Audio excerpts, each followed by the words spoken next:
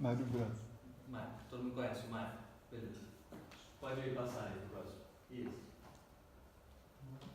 Mário, tá. Tá bom, esses dois são Mário. O próximo. Mário também? Mário, né? Todo mundo concorda com Mário. Esse Mário também? Não? Tá. Ok, legal. Basicamente, não, pode voltar pro baralho. Bom, basicamente o que eu estudo na música é isso que vocês acabaram de ver, só que com som ao invés de com imagem. Então é o seguinte, dá uma olhada, Guilherme, volta por favor pro primeiro Mário lá. Aí. Esse Mário tá com boné, né? E a gente reconhece ele facilmente como Mário. Passa pro próximo, por favor. Aqui já está um pouco diferente, é um Mário sem boné, mas é um Mário ainda, tá bem claro.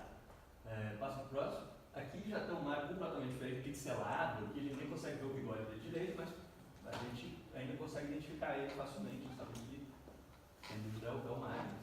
E aqui, seguindo em frente, a gente já acontece alguma coisa e quais são as pistas visuais que essa imagem dá pra gente saber que esse não é o Mário, que é na verdade um Barack Obama com bigode e com o chapéu do Mário.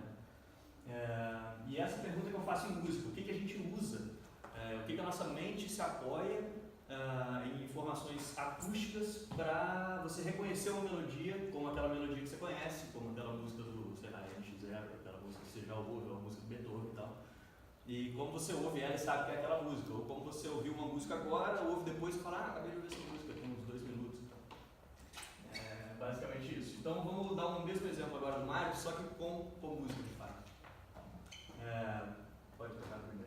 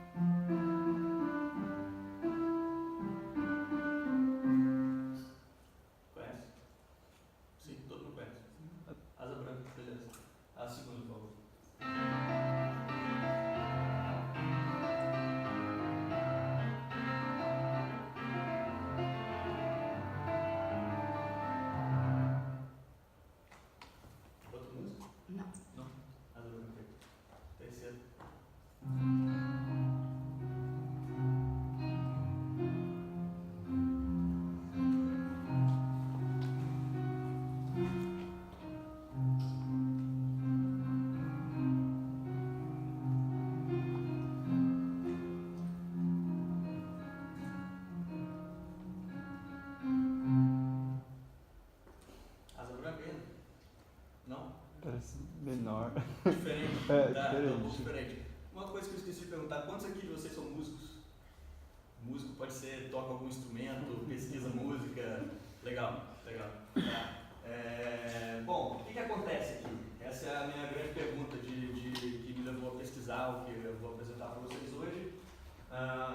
Eu queria saber exatamente quais são os aspectos divergentes e convergentes desses três exemplos musicais que eu mostrei, que fazem com que a gente perceba, ouça isso e fale, isso é Asa Branca. Né? E é isso basicamente a minha pesquisa, e agora a gente vai para algumas perguntas. Então, tá. A gente sabe que a informação sonora musical ela é muito plural. Assim. Você pode analisar de diversas formas. Você pode analisar quanto ao ritmo, quanto ao timbre, quanto à altura, o pitch, quanto à instrumentação que vai entrar no timbre, quanto à intensidade, quanto ao espectro que também entra no timbre e tudo mais. E todas essas informações elas vão de alguma forma ser relevantes para como a gente percebe aquela música e como a gente reconhece ela depois, como a gente performa ela depois como artista e tudo mais. E eu queria, na verdade, isolar alguns desses aspectos e entender como eles funcionam separadamente e como cada um desses aspectos é crítico para determinados tipos de percepção, falando de uma maneira bem ampla.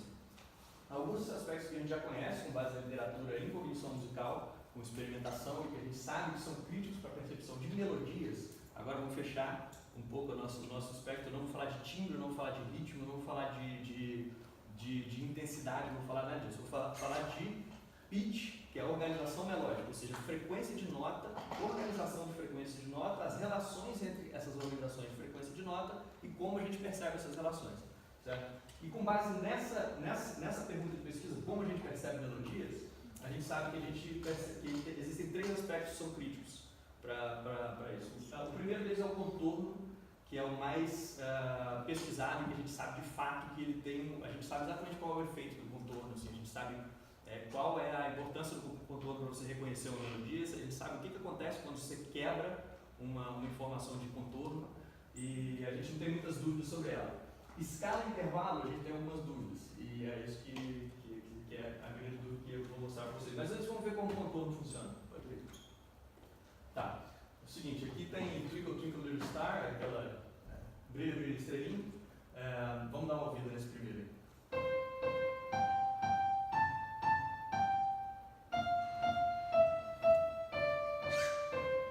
Beleza.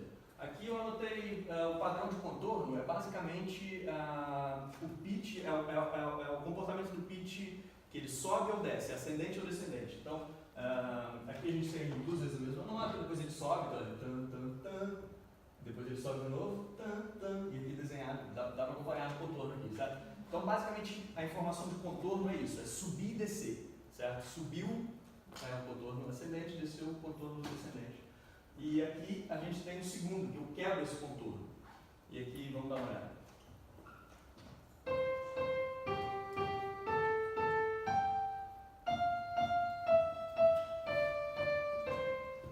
Aqui a gente tem uma quebra de contorno que deixa a música quase irreconhecível, sem ser pela essa parte aqui que já está igual, o mesmo contorno. Eu selecionei aqui para a gente ver. Aqui você sobe, né? A gente está aqui, desce, esse aqui sobe. Então essa quebra de contorno, ela afeta muito a forma como a gente percebe uma melodia, e a melodia fica basicamente reconhecível. Então, voltando no exemplo do Barack Obama, seria como você trocar o Mario pelo Barack Obama, sabe? Tipo, você tem uma série de... O contorno é uma pista que a gente usa muito para identificar melodias, tá? Beleza. Agora, escalas e intervalos, que é a grande questão aqui. Escalas e intervalos... A escala, tem bastante música aqui, vocês sabem mais ou menos. A escala é basicamente uma organização de notas, certo? Uma organização de frequências, de relação de frequência entre cada nota, que você usa para compor. É basicamente um framework que a gente usa para compor música, e basicamente a gente abstrai informação de pitch com base nessas organizações de escala.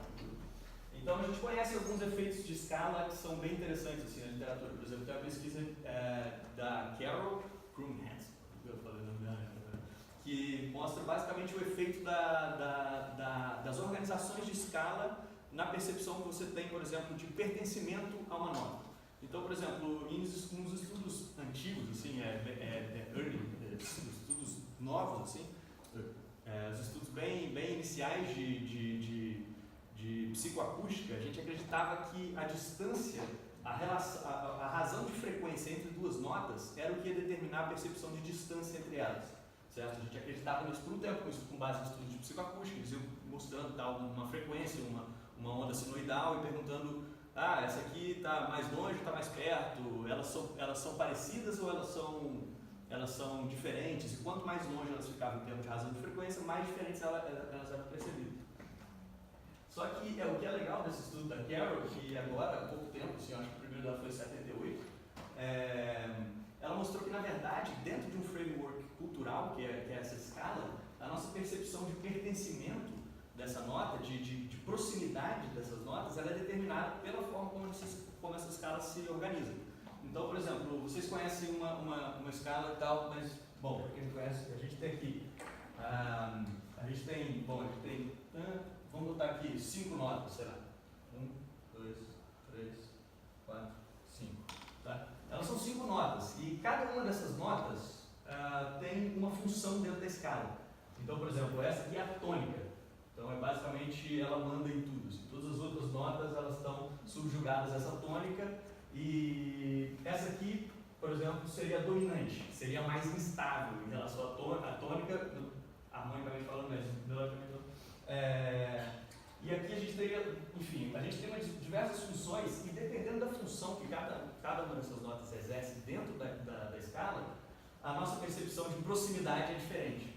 Então, por exemplo, a Carol fez um estudo que é o seguinte, é um estudo de priming, que ela mostrava um contexto era exatamente uma escala, e depois ela mostrava uma nota, logo depois da escala. E ela perguntava o quão bem essa nota continua o contexto que você acabou de ouvir. Então ela mostrava lá, e aí depois ela mostrava, e aí ela perguntava, e aí, uma escala de 1 a 7, eu acho que ela usou 7. Quão bem essa nota segue essa escala e tal. E aí ela percebeu que lá, com os dados dela mostraram que você tem um padrão de pertencimento para cada uma dessas notas e que esse padrão ele bate exatamente com a teoria musical. Então, basicamente, o que a gente já tinha teorizado como música há muito tempo segura psicologicamente falando. Assim. Então, você mostrando um monte de sujeito leigo e tudo mais, eles vão lá e dão, tipo, de fato, a quinta nota da escala maior, de Dó maior, ela é a nota que mais segue em contexto de escala. Então ela tem um padrão e tal, e você consegue, e você vê a importância que ela tem dentro daquele contexto. Então, por exemplo, ela mostrou lá, aí depois a gente tem, além da escala, a gente tem as notas que ficam no meio da escala, são as notas outside da escala, assim, que seriam as notas não diatônicas.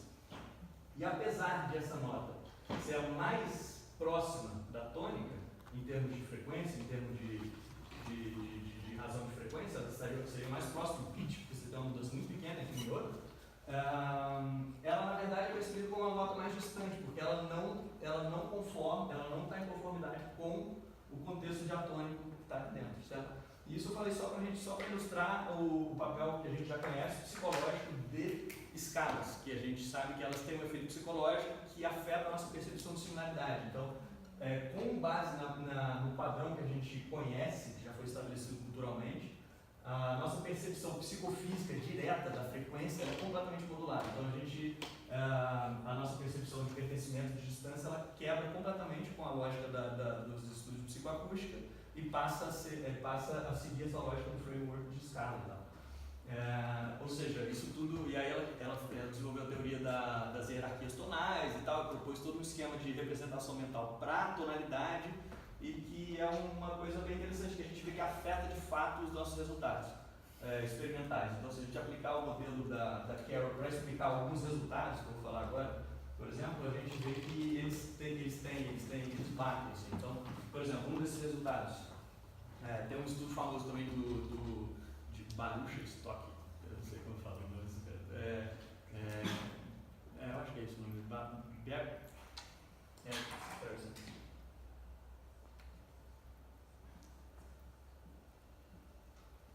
Esse é o primeiro autor. Que ele fez um experimento de Prime também, famoso, com acordes. Então ele pegava uma sequência dessas de notas, que a gente sabe que já tem todo um estabelecimento psicológico, tem um efeito psicológico e tal, e a gente... ele usou isso como priming, então ele mostrava, todo mundo conhece o experimento de priming, eu passei por cima. E aí ele dava depois uma segunda nota e ela, na verdade, ele fez uma replicação de estudo automonitorado, sabe, de psicolinguística, que eles vão passando, você vai passando você vai lendo, as palavras vão aparecendo no monitor e você vai passando ela conforme você vai lendo, certo? E basicamente o que ele queria ver era o tempo de resposta para cada uma dessas palavras. Tá? E ele fazia isso com acordes. E aí, quando o acorde não correspondia a esse framework de escala, o tempo de resposta era maior. Então, isso é mais uma ilustração de como a escala afeta a nossa percepção de alturas absolutas, de frequência absoluta e relação de frequência absoluta. Okay? Agora vamos falar de duas variáveis que são... Não, pode continuar. Isso foi só a introdução para entrar nessa parte. Que na verdade seria a escala e o intervalo. A escala nada mais é formada, nada mais é do que uma organização de razões de frequência entre duas uma razão de frequência. Né? Então, você tem aqui a distância entre essa nota e essa nota, você tem outra distância entre essa nota e essa nota, que, por exemplo, essa aqui é, sei lá, 1 Hz, e essa aqui é 2. Tá? Enfim, estou dando um exemplo bem esdrúxulo, mas seria isso. Basicamente, a sua relação de escala ela é determinada pela razão de frequência entre uma nota e outra. Então, aqui é o seguinte, na música a gente costuma quantificar a distância entre duas notas de diversas formas. E aqui eu vou falar de duas formas, que é basicamente o cent, que é a cada 100 cents você tem a distância entre um semitom. Então, na nota do piano lá, você tem o piano aqui,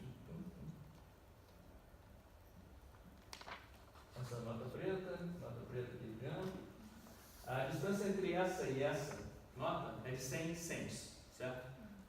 Então é basicamente uma forma que a gente fez de quantificar, porque na verdade em razão de frequência, as razões de frequência são uma escala logarítmica, então quanto mais você sobe em pitch, menores são as diferenças. Então para unificar isso tudo em termos musicais, a gente usa essa escala de cents. Então aqui você tem, entre essa nota e essa nota você tem 100 cents, né? Então beleza, vamos para essa escala aqui, que é uma escala chamada menor melódica, como isso interessa. A gente tem, por exemplo, essa nota e essa nota, e a gente sabe que a distância entre elas é de 200 cents, ou seja, seria o pulo de uma nota branca para uma nota branca do piano, aqui, né? Para quem toca piano. Então, duas casas de violão para quem toca violão. Legal. A distância entre essa nota e essa nota, entre si e dó, a gente tem 100 cents, é a metade, certo? Entre dó e ré, a gente tem 200 cents e por aí vai. Enfim, essa é uma forma de quantificar a distância de frequência entre cada nota dessa escala, certo? Só que a gente tem outra forma de quantificar a mesma escala, que é em termos de grau de escala. E é isso que me interessa bastante, porque eu lembro de todas as implicações psicológicas que eu falei brevemente do framework de escala e como isso afeta a nossa percepção de frequências absolutas. A gente consegue quantificar também a distância entre uma nota e outra num contexto de escala. E o interessante é o seguinte: a distância entre essa nota e essa nota é 1. Entre essa nota e essa nota é 1 também. Entre essa nota e essa nota é 1 e por aí vai. É tudo 1. Por quê? Porque esse é a primeira nota da escala, essa é a segunda nota da escala, essa é a terceira nota da escala. Então entre a primeira e a segunda você tem uma distância de 1. Entre a segunda e a terceira você tem a distância de 1 também. Entre a terceira e a quarta você tem a distância de 1 e por aí vai. Então basicamente aqui é um modelo de quantificação de distância entre notas que segue o padrão de grau de escala. Então o que é interessante desses dois modelos de quantificação? Aqui a gente fala em frequência crua, sem considerar um aspecto musicológico, enfim, um aspecto de teoria musical e tudo mais. E aqui a gente fala considerando que essa organização de escala é uma família, essa organização de notas é uma escala e que a distância entre cada uma delas é 1. Enfim, porque aqui você tem o sujeito número 1, o sujeito número 2, o sujeito número 3 e por aí vai. E agora olha o que é interessante. Entre esse cara e esse cara, a gente tem uma distância de 1 e a gente tem 200 cents, certo? Agora é o pulo do gato aqui, tipo, tem que entender essa parte para a gente entender o resto da ideia toda. A distância entre esse cara e esse cara é 1 também, assim como esse. Só que a distância entre os dois, em cents, é 100, é a metade, certo? Então aqui a gente tem uma relação seguinte: em cents a distância é 200, em grau de escala a distância é 1. Em cents a distância é 100, em grau de escala a distância é 1, certo? Ou seja, a distância entre essas duas notas não varia com relação a essa aqui em termos de grau de escala, mas ela varia bastante em termos de cents, certo? Ok, guardem isso em mente, vamos para uma evidência experimental. Legal. A gente descobriu que essa variação, essas duas formas de quantificar escalas, não é uma questão epistemológica, não é um capricho, a gente sabe que ela tem efeito psicológico. Então, a gente processa diferente os cents das escalas. E aqui eu vou mostrar um experimento do Dowling. Pode dar o play no primeiro áudio. Beleza? Segundo. Legal. Aqui é o seguinte, o Dowling mostrou essas duas melodias, não essas duas melodias, bom, essas também, mas várias outras também. E pediu para as pessoas julgarem o seguinte: essas duas melodias são iguais ou não, certo? Aqui, para quem é músico já conhece, a gente pode transpor uma melodia, e ela continua mesmo. Por exemplo, posso cantar Asa Branca e ou então posso cantar e é a mesma coisa, porque a razão de frequência entre elas é a mesma coisa. Então, beleza, sabendo disso, o Dowling perguntava: é uma transposição exata ou não é uma transposição exata? Essa era a pergunta dele. Ele explicou para os sujeitos, inclusive eram os sujeitos leigos e tudo mais, e tinha os sujeitos treinados também. Se é o seguinte: é uma transposição exata ou não é uma transposição exata? E aqui a gente está vendo, aqui para quem é músico, a gente está vendo, apesar de não ter claro só aqui, que não é uma transposição exata. Então analisa aqui comigo. a gente tem em grau de escala, a gente tem um salto de 2, porque esse aqui, por exemplo, dentro do framework de escala, a gente tem. Seria legal ter. A gente tem. Não, dá, né? O Dó maior, a escala de Dó, a gente tem 7 notas, certo? Então a distância entre o Dó e o Mi é de 2, porque no meio dele tem o Ré. Perfeito? Tá dando pra acompanhar? Beleza. Então a gente sabe que subiu em grau de escala 2, e aqui ele desceu em grau de escala 1, certo? E por aqui vai. Aqui eu descrevi em padrão de grau de escala mais contorno, né? O padrão dessa melodia. Okay? Então, beleza. A gente subiu 2, desceu 1. Aqui, em padrão de escala, subiu 2, desceu 1. Aqui, subiu 2, desceu, subiu 2, subiu 1, subiu 1. O que a gente nota sobre esses dois padrões de escala? Eles são exatamente o mesmo, certo? Porque se a gente considerar que isso aqui é uma escala de Lá menor e esse aqui é uma escala de Dó maior, elas seguem exatamente o mesmo padrão em termos de grau de escala. E o legal agora, em cents, elas são bem diferentes. Aqui a gente tem, lembra do cent, da escala lá, que seria a quantificação em frequências absolutas, independente de padrão de grau de escala. A gente tem uma subida de 400, que é uma terça maior para músicos. É uma terça maior para todo mundo. Enfim, a gente tem uma subida de 400, aqui a gente tem uma subida de 300. Aqui a gente tem uma descida de 200, aqui a gente tem uma descida de 100. Aqui a gente tem uma subida de 300, igual. Subida de 100, subida de 100. Só que olha só isso aqui. Aqui a gente tem 400, 200, 300. Aqui a gente tem 300, 100 e 300. Certo? É uma diferença bem grande assim, para a gente considerar.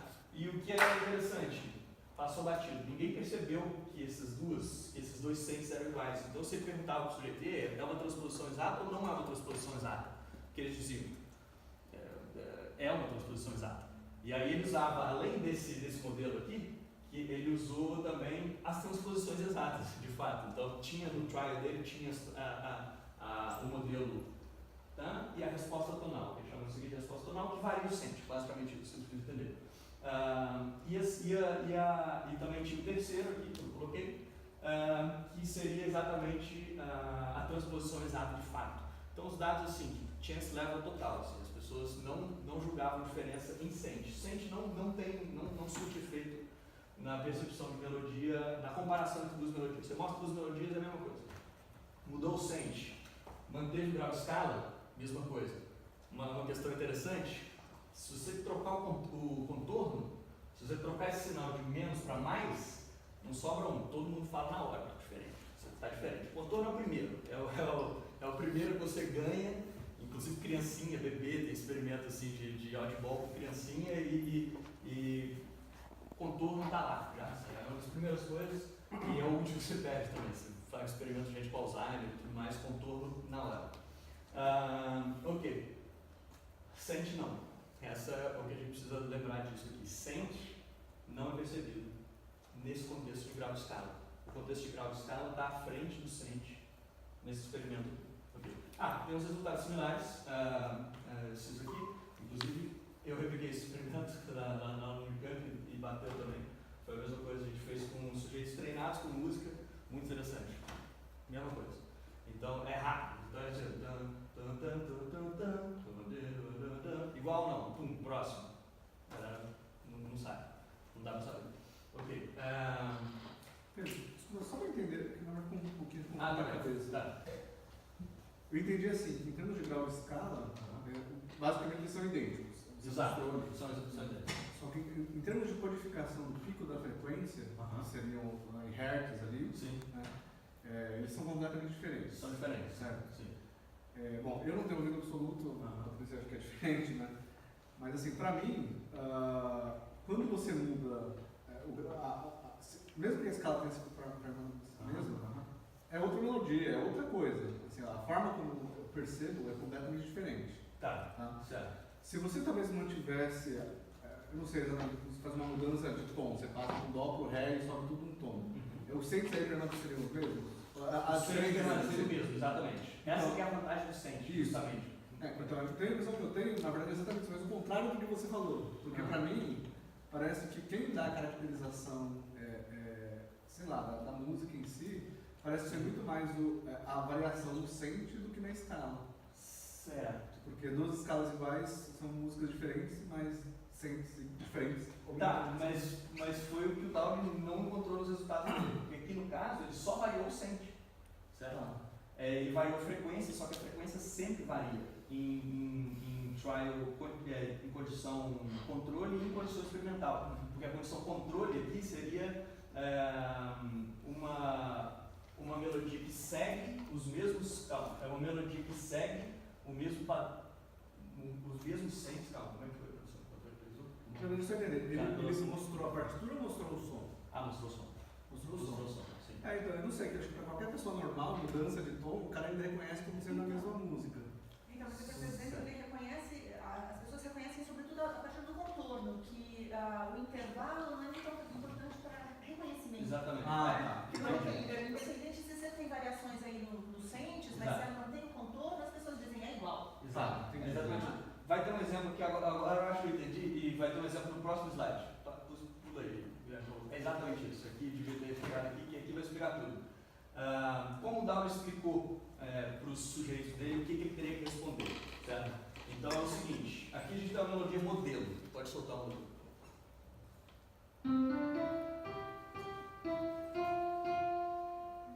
Ok? Certo? Aqui a gente tem uma que seria julgada, que ele pediu para que se ouvisse, fosse julgada como igual. Solta aí, por favor, Guilherme. Entendeu? Aqui você tem a variação das frequências completas. As frequências são completamente diferentes, só que a frequência não é sente, porque o sente é a relação entre uma nota e outra. Entendeu? Essa que é a jogada. Por isso que eu estou chamando de sente também, porque o sente ele não diferencia se é dó, ré sustenido, ou se é ré sustenido, entendeu? A frequência não muda. O que diferencia é porque o sente também é um padrão de decodificação de escala em termos musicais de semitonos, assim, né? Então, mais uma vez aqui o modelo. Isso. Asa branca, todo mundo reconhece. O segundo? Não pode ser o segundo de novo. Perfeito? Manteve o mesmo contorno. Você manteve o mesmo contorno, o mesmo grau de escala e mesmo sente. Agora, se a gente mudar o sente, terceiro. Aqui a gente percebeu, né? A gente percebeu. O que é muito interessante que é o seguinte, essa é uma melodia conhecida e todo esse paradigma de sente não ser percebido, ele cai por terra quando a melodia é conhecida. Então isso sugere que em long-term memory a gente tem uma percepção muito apurada para sentes, o que é uma coisa, que é um objeto de pergunta assim, que surgiu desse estudo da que, né, enfim. Então basicamente esse era o experimento dele. Você tinha que responder igual se uma melodia seguisse o mesmo padrão de sente e de grau de escala, certo? Só que os sujeitos não conseguem fazer isso. Mesmo músicos? Mesmo músicos. Interessantíssimo. Então essa questão do sentes, ele é como se você tivesse traduzido algo mais popular em relação a intervalar Justamente. um padrão melódico para outro. Exatamente. Chama de semitom e tom. Semitom e tom, exatamente isso. Exatamente isso. Exatamente Tom isso. você chamou de 200, semitom você chamou de Exatamente isso. 100. Exatamente isso. Beleza. Então agora. Eu tenho uma dúvida, quando você fala que eles não conseguiram diferenciar, você está dizendo que eles quase sempre disseram que é igual, ou que na prática eles estão chutando? Sempre disseram que era igual. Era sempre igual. Sempre igual. Então, quando não era igual, aí eles diziam que não era igual. Mas aí a não igual era, que eu lembrei agora, a condição controle era uma que quebrava os graus de escala. Então, com a quebra de grau de escala e de sente, aí já ia para... Porque esse tipo de audição aí é muito utilizada em teste de percepção musical. Certo. Se o aluno não for bem, ele se ferra. Ele tem que saber. Isso é uma grande questão. Vou discutir isso no final, mas isso é uma das minhas perguntas também. Vamos fazer um teste agora, replicar o experimento do Downey aqui, que eu repliquei lá. Trial 1, eu quero que vocês me digam, mais uma vez, Guilherme, desculpa aqui, o modelo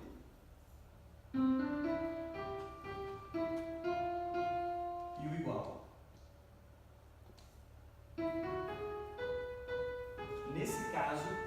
quero que vocês me respondam se é igual ou que é igual, certo? No terceiro caso,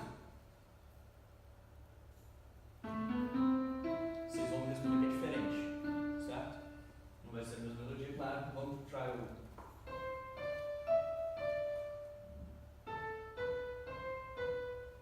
Igual ou diferente? Igual diferente do Ah, quê? ok. É uma transposição exata ou não é uma transposição exata? Exata. Vai, Dá mais pra uma vez, pedir. try o...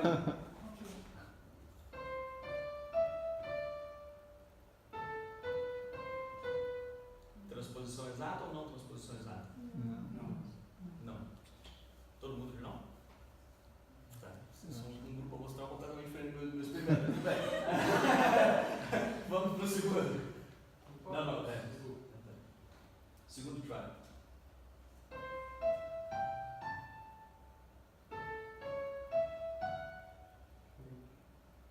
Igual ou diferente?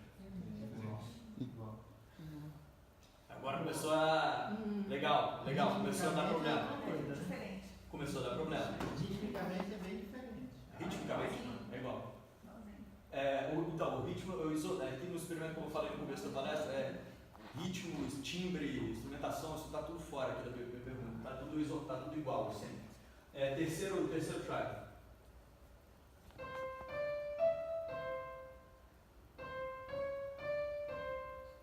Aqui não tem dúvida, que era a condição controle do Dowling. Quebrou de atonicidade, padrão de escala, é fácil dizer, fácil. Quebrou o padrão de escala na hora. Okay? Então, basicamente é isso. Aqui, quando é uma transposição exata ou quando é uma resposta tonal, que foi o nome que ele usou, resposta tonal nada mais volta por favor, Guilherme. Voltar para o slide anterior. Isso. Resposta tonal nada mais do que isso. Manter o padrão de escala, quebrar sempre, certo? Isso é uma resposta tonal. A gente não percebe diferença, ou pelo menos não de uma maneira imediata, a diferença em sente, certo? Sente não é uma coisa que a gente percebe diretamente ali, ok? Beleza, vamos seguir. Isso, maravilha. Então tá. Implicações disso que ele encontrou. Basicamente é o seguinte, sente, que é o que eu venho falando até agora, sente e escala são duas coisas distintas do ponto de vista perceptivo, certo? A gente trabalha com as duas coisas de uma maneira diferente, certo? Quando você manipula um, acontece uma coisa, quando você manipula outro, acontece outra coisa, certo? E a gente consegue fazer isso no laboratório e ver os resultados diferentes.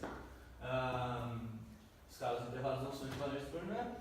E, por fim, elas são variáveis que podem e devem ser tratadas de maneira isolada em condições experimentais. Então, se você quer avaliar a percepção, sei lá, algum aspecto de percepção de tempo ligado à escala, por exemplo, a uma escala X ou uma escala Y, você tem que isolar as suas variáveis, as suas relações, os seus estímulos, com relação à manipulação que você vai fazer em sentes e em escalas. Só que isso é um problema. Isso é um problema por quê? Porque a escala nada mais é do que o padrão de sente. Como é que você vai isolar essas duas variáveis? Essa foi a pergunta que me deixou acordado durante a noite aí, para tentar fazer. E aí, como é que eu vou ver se o cara está respondendo isso pro sente e tal? O Darwin já fez isso, ele foi o único que conseguiu fazer isso, só que não parece bom o suficiente, sabe por quê? Volta 2, por favor. Aqui a gente só consegue variar o sente, a escala sempre continua igual, certo? Eu queria ver o que acontece se eu vario a escala e mantenho o sente. Mas como é que faz isso? Não tem como, né? Mas tem. Que é o que eu vou mostrar, como faz agora. Então é isso, aqui a gente está variando sempre o sente, mantendo sempre as escalas, certo? Ó, 400, 200, 2, 1. 300, 100, 2, 1. Eu queria fazer diferente, eu queria fazer o seguinte aqui. 400, 200, 400, 200 também, 2, 1, 2, 2, por exemplo. E ver se isso tem algum efeito, né? Aí é a transposição de Dom para lá, maior. Não exatamente, mas vamos lá, vamos seguindo. Depois. Tá. Saúde. Ok. Aqui a gente tem alguns exemplos de. Passa mais um. Então isso foi o que eu falei agora. As dificuldades. As escalas são determinadas pelo intervalo, certo? Então, como é que você vai manipular intervalo e manter escala, certo? Modificações em intervalos implicam modificações em escalas, ok? Então aqui eu propus uma expansão da estratégia do Darwin e eu consegui de alguma forma ali manipular a melodia de forma que você consegue ter um padrão de escala igual e o sente diferente, o sente diferente e o padrão de escala igual. Vamos ver como é que eu fiz isso. Pode passar mais um. Beleza. Escala menor melódica. Essa foi a chave para o negócio. Foi o que eu consegui encontrar para a gente conseguir mudar isso aqui. Vamos ver o seguinte. Aqui eu não tenho mais a decodificação, mas vamos fazer de memória aqui. Mi, Sol sustenido para músico. Terça maior. Certo? Terça maior em cent é 400 cents. Né? Cada tom você tem 200 cents. 2 tons você tem 400 cents. Perfeito? Quantas notas eu tenho no meio do Mi e do Sol sustenido? Nesse padrão de escala conhecido como menor melódico. 1. Estão vendo aqui? Tem a setinha. Entre Mi e Sol a gente tem 1 grau de escala. Certo? Em termos de cents ainda, então a gente tem aqui 400. Em termos de cents, entre Sol sustenido e Dó, a gente tem o quê? Tá, não precisa. Aos matemáticos 400, a resposta é 400. Não precisa pensar, eu já fiz isso e tal. Porque a gente tem Sol sustenido e Dó, a gente tem 400 também. Em termos musicais, não seria uma terça maior, porque dentro do padrão de escala, aqui a gente teria uma quarta diminuta, certo? Só que eu não estou interessado no padrão musical aqui, eu quero saber o seguinte: em cents, esses dois caras são iguais, certo? E em graus de escala, esses dois caras são diferentes. Então eu consegui quebrar aquele negócio, eu consegui manipular grau de escala sem quebrar cent, ok? Então, basicamente aqui, você tem 400 cents versus 400 cents, certo? Comparando esses dois intervalos, que é a distância entre duas notas. E a gente tem um salto de 1 grau de escala versus o salto de 2 graus de escala, certo? E essa é a condição que eu consegui chegar. Usando 2 oitavas, então. Justamente, eu tive que usar 2 oitavas. Foi exatamente isso. Foi um tempão ali tentando. Consegui chegar nesse parâmetro. Usando 2 oitavas a gente consegue isolar esses dois. Passa lá para o próximo. Beleza. O experimento que eu propus, então, para a gente testar qual que é o efeito de grau de escala e qual que é o efeito de cent, basicamente é uma junção de um experimento eu já tinha escrito errado aqui. É um experimento de priming com estimativa de magnitude, certo? São dois experimentos, são dois paradigmas que têm precedente na literatura e cognição musical. Aqui eu citei 2 casos só. O Russo e o Thompson fizeram isso aqui com estimativa de magnitude para intervalos, só que eles fizeram sem priming. Então eles mostravam 2 notas e perguntavam qual a distância dessas duas, certo? E eles diziam lá no escala de 0 a 100 qual era a distância das 2 notas. E aqui o priming, eu vou ter uma imagem aqui que é o seguinte: basicamente, para quem não conhece o experimento de priming, você quer saber como que uma informação precedente vai afetar uma informação que vem depois. Posterior. Isso. Então, olha aqui, a gente tem esses 2 arrows aqui, eles são iguais, certo? Só que o contexto, o que está em volta deles, afeta a percepção deles. Parece que eles são, sei lá, para mim parece que esse aqui é menor, né? Parece para todo mundo também. Okay? Então, basicamente, essa seta aqui é a minha escala menor melódica e isso aqui é o meu intervalo, certo? E esse é o paradigma que eu estou usando para testar a distância entre 2 notas. Ou seja, eu vou pegar uma série de intervalos, série de pulos de nota. Então, por exemplo, volta lá na menor melódica, por favor. Isso. Então, a distância entre esse cara e esse cara, e eu vou perguntar para a pessoa: e aí, numa escala de 0 a 100, qual é a distância entre essas 2 notas, certo? Depois entre esse cara e esse cara, depois entre esse cara e esse cara, enfim, eu fiz as combinações possíveis e tal. Pode ir para frente de novo lá? Beleza. Eu falei errado, na verdade, eu só vou testar terças. Então é o seguinte: a gente tem aqui uma terça menor, a gente tem aqui a quarta diminuta, que seria também uma terça em sentido de cents, né?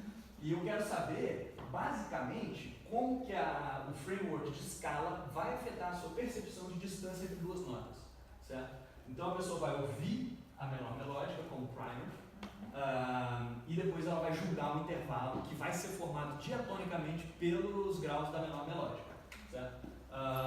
Ok, e aí ele vai julgar lá na estimativa de magnitude. Pode passar, por favor. Beleza.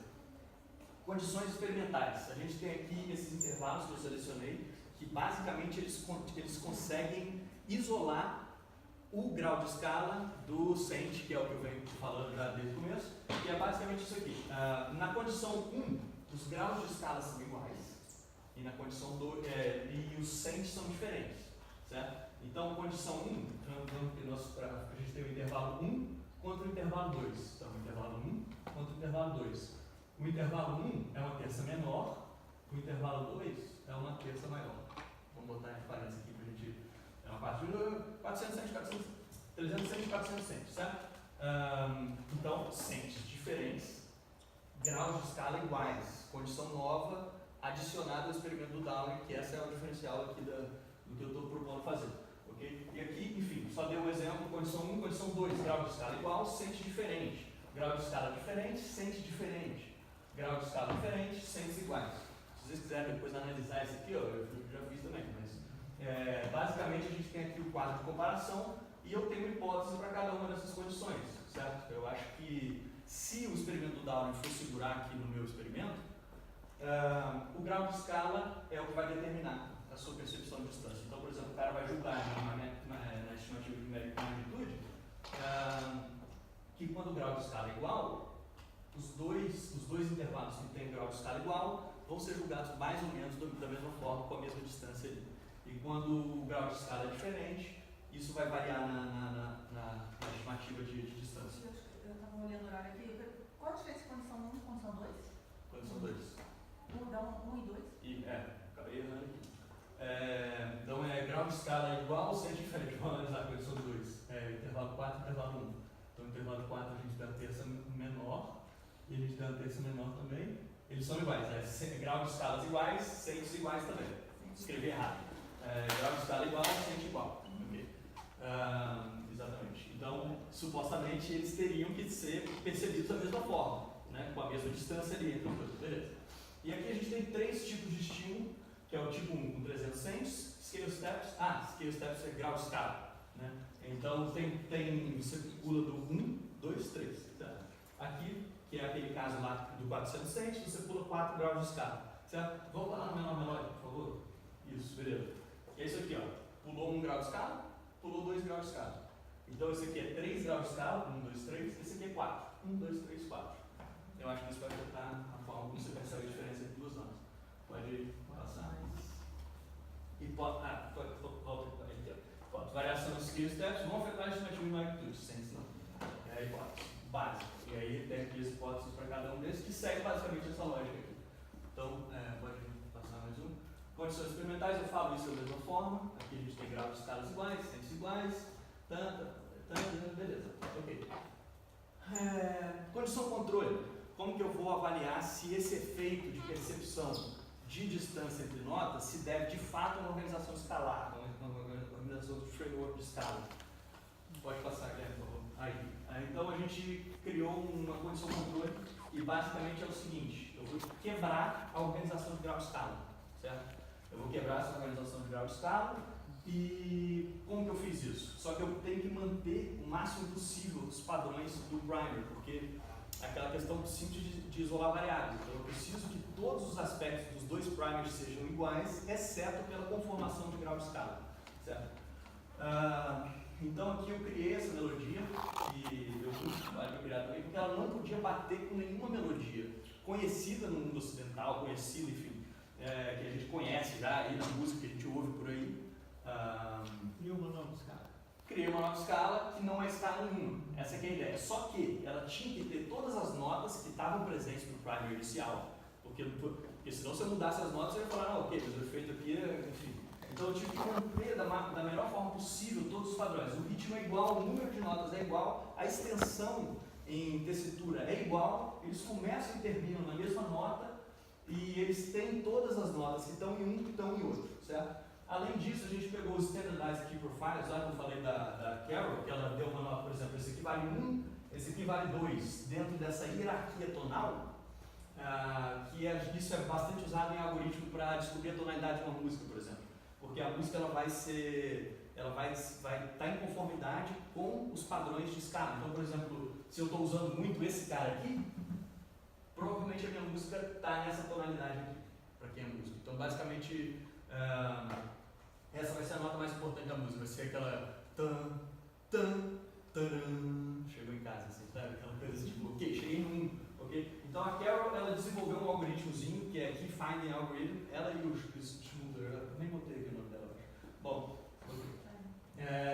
então, e aí eu correlacionei, eu joguei isso aqui numa coisa, eu criei umas 100 e tantas melodias e procurei que batesse menos com os Standardized Key Profiles, ou seja, essa escala não tem conformidade muito grande com nenhuma escala conhecida do nosso repertório, nem com a menor melódica, nem com a menor harmônica, nem com a menor natural e nem com a menor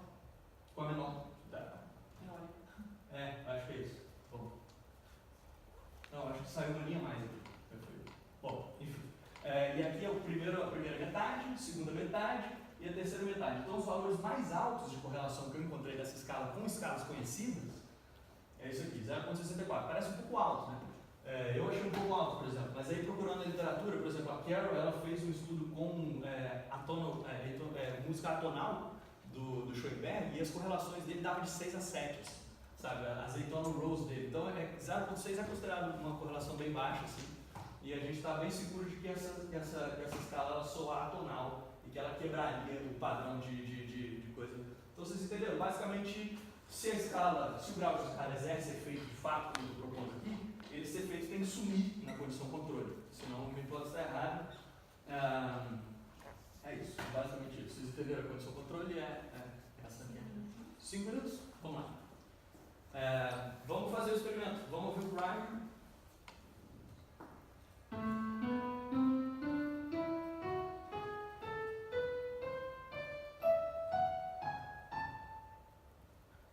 Intervalo 1. E aí o cara vai jogar qual o tamanho. Claro, depois de um processo de familiarização e tudo mais. Ouve o controle, por favor.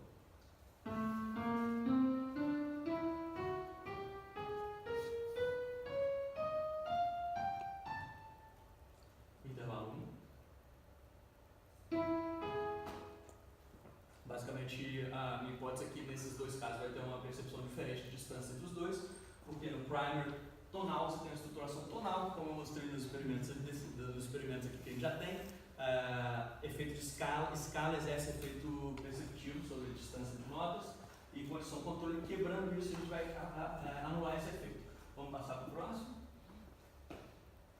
Hipóteses gerais: distância e grau de escala serão críticos de percepção dos intervalos, o efeito de grau de escala desaparecerá na condição controle, haverá efeito de treinamento musical. A gente tem um experimento legal no Downing mostrando em 1986 que o sujeito mais velho consegue perceber sentes. Só que eu estou fazendo uma revisão desse estudo e ele não controlou o sente de grau de escala muito bem, assim. Então é uma complicação esse negócio, que vamos chegar lá. Standardized Key Profiles vão afetar a percepção também. Standardized Key Profiles é aquele negócio que eu falei brevemente também, o valor que cada nota tem dentro do contexto de escala. Pode ir para frente? Beleza. Não, pode ir para frente também, vou revisar alguns estudos. Não. Na verdade, um que eu pedi para você pular lá atrás. Pode voltar. Aí. Não.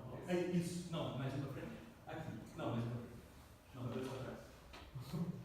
Isso. Então aqui, alguns exemplos de como alguns experimentos falham em isolar grau de escala. Esses caras aqui eles estavam procurando mismatch negative para um experimento de oddball. O experimento de oddball é o seguinte: você mostra um padrão ali, você mostra uma common sense, sequence, no caso aqui, e você vai mostrando ela igual, e em um momento você vai lá e quebra ela. E aí você procura se você tem uma resposta cerebral para isso, e que se chama, no caso, mismatch negative, quando está ali num tempo de 150, 250 milissegundos, alguma coisa assim. Resultado experimental. Esse aqui é uma escala, basicamente a escala de Dó maior.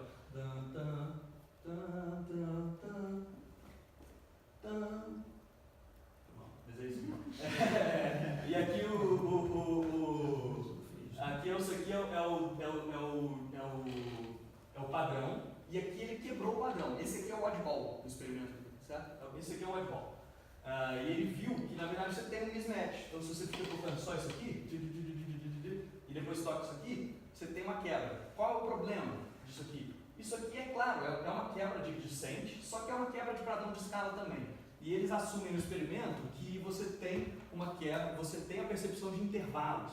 certo? Então, a distância e intervalos desses dois aqui sendo diferentes, que são de fato, você tem um efeito de mismatch negative, só que você não pode dizer isso porque na verdade a escala também é diferente. É um problema simples de não isolar variável, porque nesse caso você está manipulando duas variáveis ao mesmo tempo, certo? Você está falando de grau de escala, não sei o que dizer. Exatamente. E aí, aqui tem outro experimento aqui desses caras, eles fizeram isso aqui, mesma coisa. Inclusive eles são padrões, então. Aqui o oddball terminal e o standard terminal. Aqui, inclusive, não é diatônico, que é uma coisa mais crítica ainda, porque quando você quebra o padrão de diatonicidade, eles falam que se deve ao intervalo, só que na verdade pode se dever ao grau de escala. Isso não é uma questão epistemológica, isso não é um capricho, porque na verdade se você percebe essa quebra em padrão de tonalidade, em padrão de esquema mental, tipo, você já tem um esquema tonal, tonal schemes, que eles chamam, se você quebra isso, se você tem uma resposta para isso, isso quer dizer uma coisa. Agora, se você quebra simplesmente um intervalo, que é uma coisa totalmente inespecializada, que você tem desde o nascimento, você consegue perceber um padrão uma quebra de padrão de intervalo, você tem um outro resultado. Então, esse estudo seria muito mais, enfim, ele pode ser muito discutido nesse termo aqui, porque, na verdade, qual está usando o mismatch nesse caso? É o padrão de intervalo sendo quebrado ou é o padrão de escala? Se for o padrão de escala, isso tem alguma coisa, porque isso aqui foi feito com criança. Então, enfim, isso quer dizer uma coisa muito diferente, porque aqui a gente está num padrão cultural, enfim, é uma diferença grande aí. Pode pular aí, Guilherme, lá para o final, lá? Vamos ver? Pode ir. Bom, aqui, bottom-up versus top-down, basicamente isso, tipo, quando a gente fala em processamento ascendente, nesse caso, a gente estaria falando de um processamento que parte do pitch cue que você está ouvindo ali na hora, das pistas acústicas que você está ouvindo. Sendo que quando você fala de top-down, você estaria partindo de um framework pré-estabelecido já de padrão de escala. Então isso em termos de processamento teria muita diferença e tudo mais. Aqui tem um estudo que mostra música e Alzheimer também, que ele fala que as pessoas com Alzheimer conseguem perceber quebra de intervalo, só que ele cai no mesmo pitfall aqui, cai no mesmo problema que ele está quebrando intervalo, verdade, só que ele está quebrando grau de escala também, certo? Então, isso aqui também seria muito interessante testar com essas variáveis isoladas, porque se o cara com Alzheimer tem intacto o padrão tonal estabelecido, isso quer dizer alguma coisa também, isso é um resultado bem diferente. Pode passar? Aqui, eu vou... Acabou o tempo já, né? A gente Tá. teria tempo só para as perguntas. Tá bom, não. Basicamente isso aqui, alguns modelos de processamento que consideram análise de intervalos, só que todos esses experimentos, esses modelos estão baseados em experimentos que não isolam essas duas variáveis, e a minha ideia é pesquisar isso melhor e ver, na verdade, como que a gente pode isolar essas variáveis e ver, de fato, qual é o papel do grau de escala, qual é o papel do intervalo, do sente, e rever isso aqui. Será que esse interval analysis existe mesmo, depois do contorno? Ou será que o tonal encoding, de repente, vem antes da análise de intervalo, como um processo meio gestáltico, assim? Não sei, é a ideia. Acho que é isso aí. Então, pode passar.